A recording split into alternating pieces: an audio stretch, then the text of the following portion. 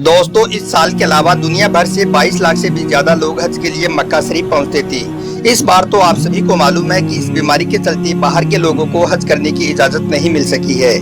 आप हज को लेकर बहुत सी बातों के बारे में जानते होंगे, लेकिन अगर आपसे कोई ये पूछ ले कि इस दुनिया में सबसे पहला हज किसने किया, तो शायद आप इस बात का जवाब नहीं दे पाओगे, क्योंकि दोस्तों इसके बारे में बहुत से लोगों को मालूम नहीं है।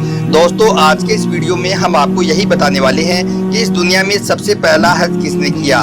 तो दोस्तों, अगर आप इसके बारे में जानना चाहते हो तो हमारी इस वीडियो को आप आखिर तक जरूर देखें और मेहरबानी करके अपने दोस्तों में शेयर भी कर दें, ताकि और भी लोगों तक यह खूबसूरत सी जानकारी पहुंच सके। तो चलिए दोस्तों, शुरू करते हैं।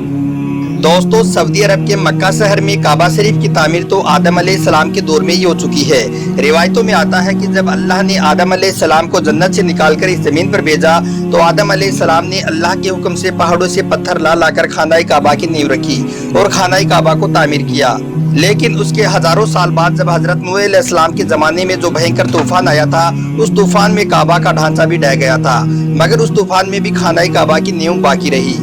दोस्तों, उसके बाद यानी कि आज से तकरीबन 4000 साल पहले मक्का शरीफ में कोई भी नहीं रहता था। अल्लाह ताला के हुक्म से वहां पर सबसे पहले हजरत इब्राहिम अलैहिस्सलाम अपनी बीवी हजरत हाजरा के साथ मक्का शरीफ में तशरीफ लाए। ऐसा माना जाता है कि इसी दौरान हजरत इब्राहिम अलैहिस्सलाम ने अल्लाह के हुक्म से उसी नींव पर फिर से खानाए काबा की तामीर की और इसे अल्लाह के हवाले किया।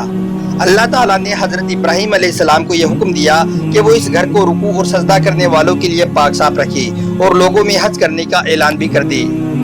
दोस्तों, उलमाए किराम के मुताबिक हजरत इब्राहिम अलैहिस्सलाम के इस ऐलान के बाद से हज की शुरुआत हुई और सबसे पहला हज हजरत इब्राहिम अलैहिस्सलाम ने ही किया, क्योंकि अल्लाह के नबी और पैगंबर ही अल्लाह के हुक्म पर सबसे पहले अमल किया करते हैं।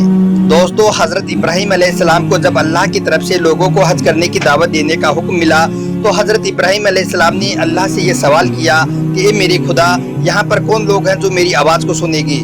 तो अल्लाह ताला ने फरमाया कि ए इब्राहिम, आवाज़ देना तुम्हारा काम है और लोगों तक उस आवाज़ को पहुँचाना मेरा काम है। दोस्तों, उसके बाद हजरत इब्राहिम अलैहिस्सलाम एक बड़े से पत्थर पर खड़े हुए और लोगों में हज करने का ऐलान किया।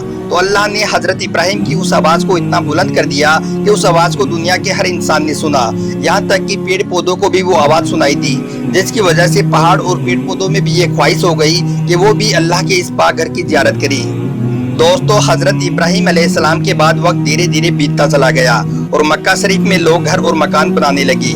उसके बाद अरब के लोगों ने यहाँ अलग अलग तरह की मूर्तियाँ रख दी और उनकी अलग अलग तरीके से इबादत शुरू कर दी। दोस्तों, उसके बाद यानी कि आज से तकरीबन 1400 साल पहले अल्लाह के आखिरी नबी हुजूर सल्लल्लाहु अलैहि वसल्लम पैगंबर बनकर आए।